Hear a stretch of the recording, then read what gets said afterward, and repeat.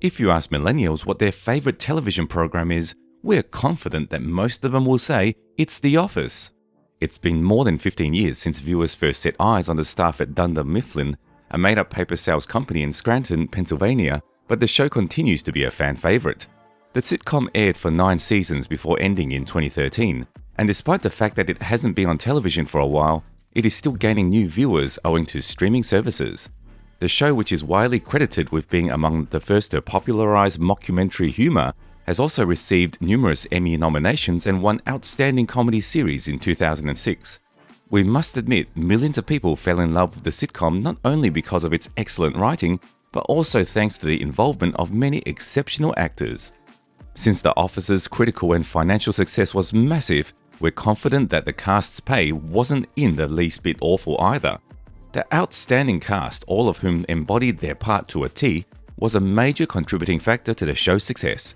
The ensemble made millions of dollars for their well-liked parts, with regional manager Michael Scott, played by Steve Carell, steering the ship with his talent. Have you ever wondered how much he made on the show? Well, if you have, make sure you stay tuned to find out. We'll also be discussing the pay of the show's other important cast members and how much they made per line, so trust us when we say you don't want to miss out on this video. Let's start with Rainn Wilson, who played Dwight Schrute, a salesman and Michael Scott's assistant as Dunder Mifflin in the hit television series. For the first 3 seasons of the show, Wilson received $20,000 per episode for his performance. However, from the 4th to 9th seasons, his pay was increased to $100,000. For the first 3 seasons of the show, Jenna Fischer, who played Dunder Mifflin receptionist Pam Beasley, was also paid $20,000 per episode, according to Cheat Sheet. She was then paid $100,000 each episode by season 4, which by the end of the show would have brought her income to close to $2.8 million per season. A study online even breaks down how much she earned per line.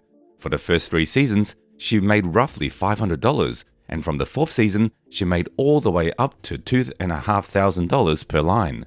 That's way more than some people make in a day. Insane, right? Another fan favorite from The Office was John Krasinski, who played Jim Halpert, a sales representative for Dunder Mifflin. For the first 3 seasons of The Office, Krasinski reportedly earned $20,000 per episode, just like the other supporting actors on the series. Krasinski did, however, receive a raise by season 4, earning $100,000 each episode. In total, he earned a whopping $18 million for the 9 seasons on the show.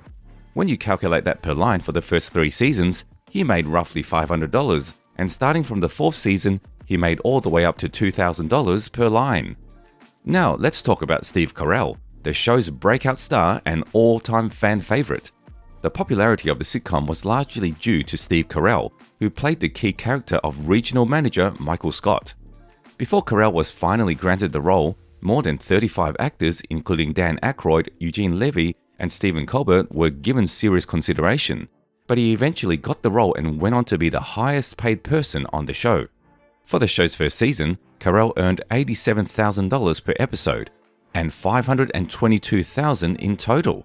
According to Medium, he then made $175,000 for the following 2 seasons, earning $3.8 million for season 2 and nearly $4.5 million for season 3.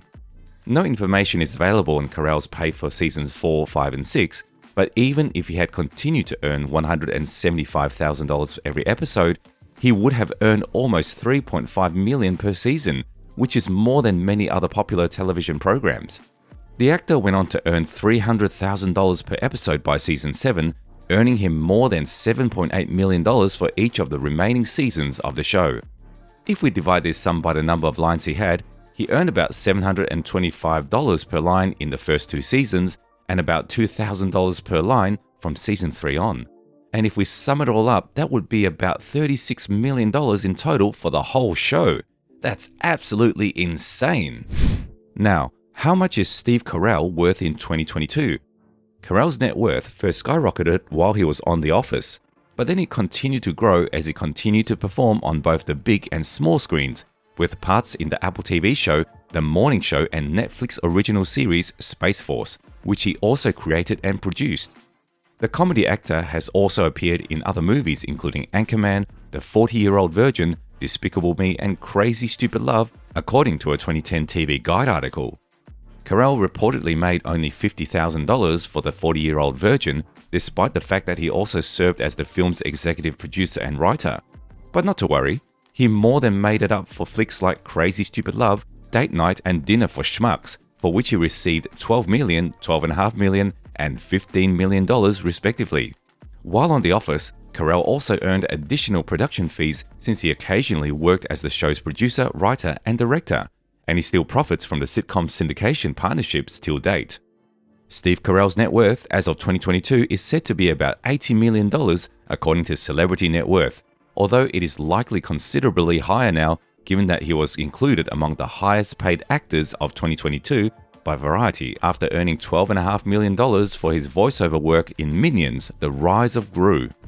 Steve Carell was paid really well for his outstanding performance on The Office, don't you think?